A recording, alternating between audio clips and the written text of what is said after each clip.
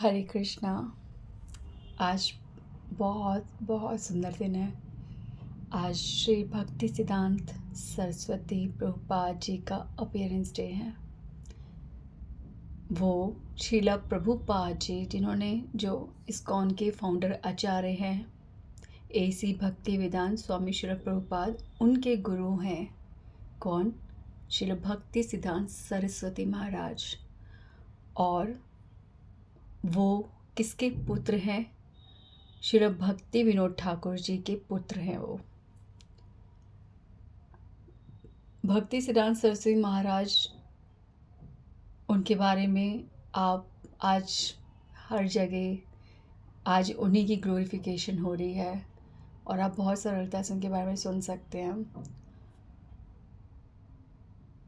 मैं बस ये कहना चाहती हूँ कि गुरु परंपरा, जैसे हमारे परिवार में हम लोग एक दूसरे को अपना, जो हमारे नाम के पीछे हमारी कास्ट होती है, हम उसे, हमारा सरनेम होता है, हम उसे ट्रांसफ़र करते रहते हैं ना। ऐसे गुरु परंपरा वो नित्यानंद प्रभु से, महादेव से, और चलते चलते चलते ऐसे गुरु परंपरा जो चली आ रही है, जिसमें नारद मुनि जी और जिसमें हमारे इस्कॉन में भी और गौड़िया मठ और हर जगह एक गुरु परंपरा चल रही है, ठीक है, जो हमें भगवान के चरणों से जोड़ती है।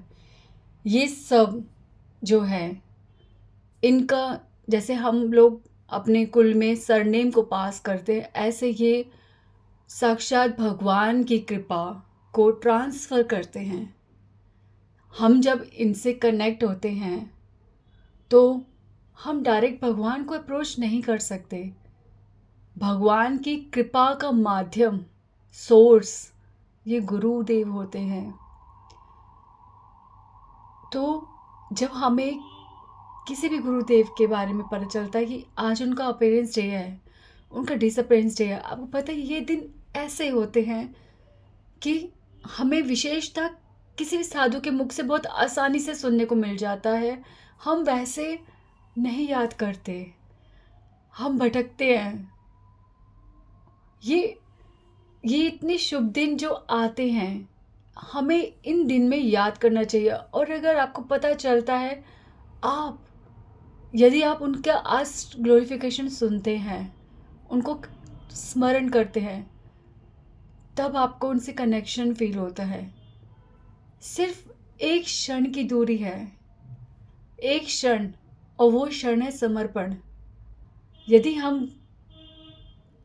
जिनके बारे में हम जानना चाहते हैं, जिनसे हम जुड़ना चाहते हैं, अगर उनके चरणों में एक क्षण भी हम समर्पण कर दें, फिर देखो कि वो कैसे हमसे कनेक्शन करते हैं। वो तो सदैव हम पे कृपा करना चाहते हैं, सदैव। भक्ति सिद्धांत सरस्वती महाराज जी बहुत स्ट्रिक्ट दिखते भी हैं और स्ट्रिक्ट है भी, पर वो बहुत नम्र हैं, बहुत नम्र।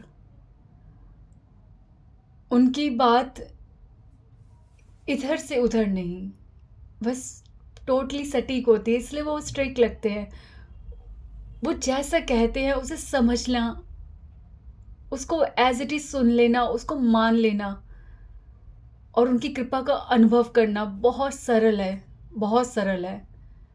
जब भी कुछ पढ़ते हैं हम और उसमें प्रभुपाद जी तो बहुत सुंदर बोल रहे हैं, पर जब पूरा प्रॉपर कोटेशन आती है ना कि श्री भक्ति सिद्धांत सरस्वती ठाकुर ये कहते हैं, तब आप उसे ध्यान से पढ़िए, आप सोचिए। वो डायरेक्ट आपको कुछ समझा रहे हैं, आपसे बोल रहे हैं कुछ, आप उसे बहुत अटेंशन से सुनिए।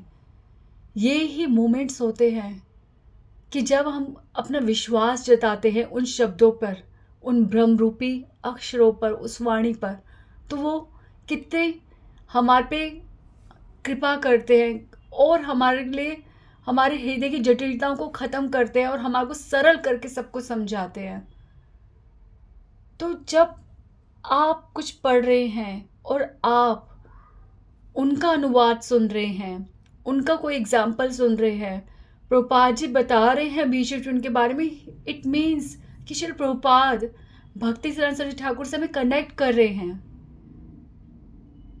उनकी कोटेशंस काफ़ी है, प्रभुपाद जी की एक्सप्लेनेशन काफ़ी है, पर वो बार बार क्यों श्री विश्वनाथ चक्रवर्ती ठाकुर की टिप्पणी रखते हैं, कभी बलदेव विद्याभूषण जी की रखते हैं, कभी भक्ति विनोद ठाकुर जी की, कभी श्री नरोत्तम दास ठाकुर जी की, कभी श्री भक्ति सिद्धांत सरस्वती महाराज जी की, कभी श्रीधर जी की। क्यों क्यों उन सब की एक्सप्लेनेशंस रखते हैं प्रभुपाद? हाँ, वो है कि वो हमारे को उदाहरण देते हैं और बात को प्रूव करते, that is yes, that is the point. But Shri Prabhupada हमें सबसे कनेक्ट करते हैं, ये कृपा सूत्र है। तो जब हम उनके बारे में इस प्रकार से उनसे हम सामना करते हैं, तो हमें बहुत अटेंटिवली उस शब्द को सुनना चाहिए, समझना चाहिए। जैसे भगवान की वाणी में ज़रा सा भी संदेह नहीं किया जाता ना कि वो इधर से उधर रॉन्ग हो सकती है, या यहाँ पे उसका अर्थ नहीं बैठता, या फिर ये नहीं यहाँ पे भगवान का मूड बदल गया, ऐसा संदेह हम कभी नहीं करते ना। जो बोला है वो सत्य है और पूरी तरह से एक्सेप्ट करने के लिए ही है।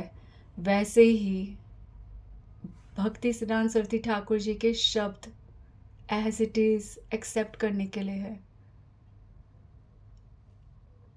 प्रभुपाद जी की स्वयं नित्यानंद प्रभु की कृपा होती है ना, तब हम गुरु परंपरा से कनेक्शन फील करते हैं। और जब हम हमारी भक्ति का एक ना भक्ति की प्रोग्रेस देखने का एक मापदंड होता है, वो यही पहला मापदंड है कि हमें अपनी गुरु परंपरा से कनेक्शन फील होता है। हमें बहुत ज़्यादा डीप कनेक्शन फील करना चाहिए, और अगर फील नहीं हो रहा तो क्राई करना चाहिए इस चीज़ के लिए। हमें समझना चाहिए कि क्यों श्रील प्रभुपाद जी ने उनको अपना गुरु बनाया, उनके अंदर कितने समस्त गुण होंगे। ऐसी इच्छा करते हुए उनको समर्पण करना और उनसे कनेक्शन फील करना।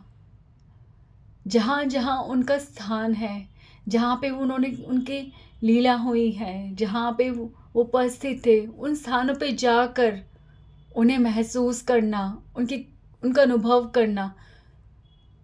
अगर ये कहा जाता है कि वैष्णव कभी भी हमें छोड़ के नहीं जाते, वे सदैव जीवित होते हैं, तो यानी कि हर कोई, जैसे कि कोई आप कितनी भी जगह भ्रमण कर लो, पर आप अपने स्थान पे वापस मिलते हो, अपने घर में, ठीक है। यानी कि इससे ये प्रूफ होता है कि यदि वो है तो वो अपनी भजन स्थली में ही मिलेंगे।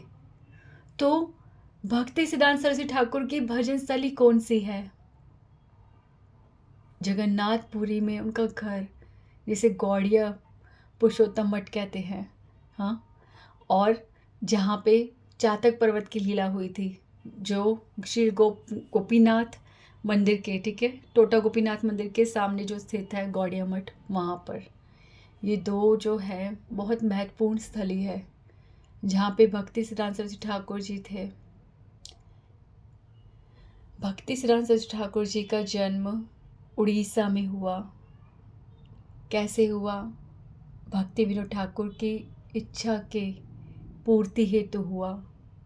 उनकी इतनी संतान थी, पर क्योंकि भक्ति विनोद ठाकुर एक संत थे, तो वे जानते थे कि ऐसा पुत्र अभी तक मैंने नहीं पाया जो मैं महसूस कर रहा हूँ, जिस भक्ति को मैं अर्जित कर रहा हूँ, जिस भक्ति को मैं ग्रंथों में उतार रहा हूँ, वो इस पूरे विश्व संसार को बांटे, ऐसा पुत्र अभी तक मैंने नहीं पाया।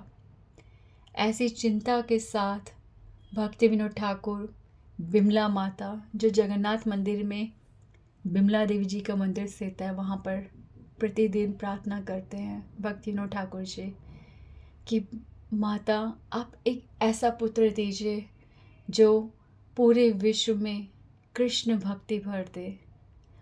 और तब उनको भक्ति सिद्धांत सरस्वती ठाकुर जी पुत्र के रूप में प्राप्त होते हैं, इसलिए उन्होंने उनका नाम श्री बिमला प्रसाद रखा। और आगे जब उनकी दीक्षा हुई तो उनका नाम हुआ श्री भक्ति सिद्धांत सरस्वती ठाकुर। भक्ति सिद्धांत सरस्वती ठाकुर जी उड़ीसा में, ठीक है, उनका जन्म हुआ है। और जब उनका जन्म हुआ और वो जो स्थान है, उस स्थान को जब रिबिल्ड किया गया, ठीक है, तो उस समय जब उसे खोदा जा रहा था, तो जिस एग्जैक्ट स्थान पर जब खोदा गया तो वहाँ से खुशबू आने लग गई। तब ये निर्धारित हुआ कि ये वो स्थान है जहाँ पे एग्जैक्टली भक्ति सिद्धांत सरस्वती ठाकुर जी का जन्म हुआ था। और उसी स्थान पर उनकी आज वहाँ पे मूर्ति, उनकी प्रतिमा स्थित है। भक्ति सिद्धांत सरस्वती ठाकुर के वैसे तो बहुत विग्रह हैं, बहुत मंदिरों में, हर मंदिर में है, पर अगर आप विशेष वहाँ देखोगे ना तो देखना वहाँ पे वो कितना मुस्कुरा रहे हैं। और सेकंड नंबर पे श्री वहाँ पे कृष्ण बलराम मंदिर वृंदावन में भक्ति सिद्धांत सरस्वती ठाकुर के चेहरे पे थोड़ी सी मुस्कुराहट है। दो जगह वो नम्र, वैसे तो नम्र है ही ना, मैं बोल रही, पर चेहरे से स्ट्रिक्ट दिखते हैं ना, बट ये दो जगह हैं जहाँ पे वो हंसते हुए दिख रहे हैं। सबसे ज़्यादा उड़ीसा गौड़िया मठ में, और दूसरा वहाँ पे वृंदावन में मुस्कुराते हुए दिखते हैं। आप कुछ चीज़ें बहुत सिंपल होती हैं, कुछ चीज़ें क्यों हम सोचते कठिनाई से मिलेगी हमारे को, क्यों हमारे को बहुत बड़े बड़े अध्ययन करना पड़ेगा, क्यों कुछ चीज़ सिर्फ सरलता से ही तो मिल जाती है, इसे समझना क्यों मुश्किल है हमारे लिए। उनकी प्रतिमा को ध्यान से देखना, उनको देखते हुए प्रार्थना करना, वो बहुत बहुत कृपालु हैं, बहुत कृपालु हैं। ये उनकी उनके उनके हृदय से दर्शन करने से उनकी कृपा का अनुभव होता है। एक बार आप उनकी कृपा का अनुभव करोगे, you will find that everything, भक्ति की हर चीज़ उनकी कृपा से हो रही है। दूसरा, भक्ति सिद्धांत सरस्वती ठाकुर जी जब मंदिर कंस्ट्रक्शन पे था, वहाँ पे वर्क चल रहा था एक बार, तो उन्होंने किराए पर कमरा लेकर, ठीक है, कहाँ पे, जहाँ पे मैंने बोला गौड़िया मठ है टोटा गोपीनाथ मंदिर के पास, वहाँ पे उन्होंने किराए का कमरा लेके वहाँ पे वो स्थान पे उन्होंने भजन करा, वहाँ पे वो रहते थे। और उनकी खिड़की से एक मिट्टी का चाटक, मतलब मिट्टी का पर्वत दिखता था। अब ये वही पर्वत है जहाँ पे गौरांग महाप्रभु ने एक बार लीला की थी। गौरांग महाप्रभु को वो चातक पर्वत जो था गोवर्धन पर्वत लगा, और गौरांग महाप्रभु बहुत तेज़ी से उस पर्वत पर भागे, बहुत तेज़ी से पर्वत पर भागे, और आगे जाकर मूर्छित हो गए। तो ये लीला, इस लीला को एग्जैक्टली भक्ति सिद्धांत सरस्वती ठाकुर ने उसी भजन कुटीर में अपनी आंखों के सामने उस लीला का दर्शन किया था। इस लीला के दर्शन के बाद भक्ति सिद्धांत सरस्वती ठाकुर ने उस स्थान को कभी नहीं छोड़ा। उनको वहाँ पे वो लीला दर्शन, वो स्फूर्ति, वो साक्षात प्रेम जब दिखा, वो साक्षात दर्शन जब देखे गौरांग महाप्रभु के, उसके बाद वो उनकी भजन स्थली बन गई। और बाद में उन्होंने वहाँ इतना भजन किया, और अब वहाँ पे गौड़िया मठ स्थापित है। आज भी जब आप वहाँ जाओगे तो आप उनकी उपस्थिति महसूस कर सकते हो, वो वहाँ पे विराजित हैं। आप वहाँ बैठो, वहाँ माला करो, वहाँ निहारो, कितने, वैसे वहाँ पे सब कुछ मतलब फ्लैट है, बट वो वाला स्थान क्यों ऊंचा है, कैसे आप महसूस करो किस प्रकार से वो एक ऐसा लगता है पर्वत के ऊपर स्थित है।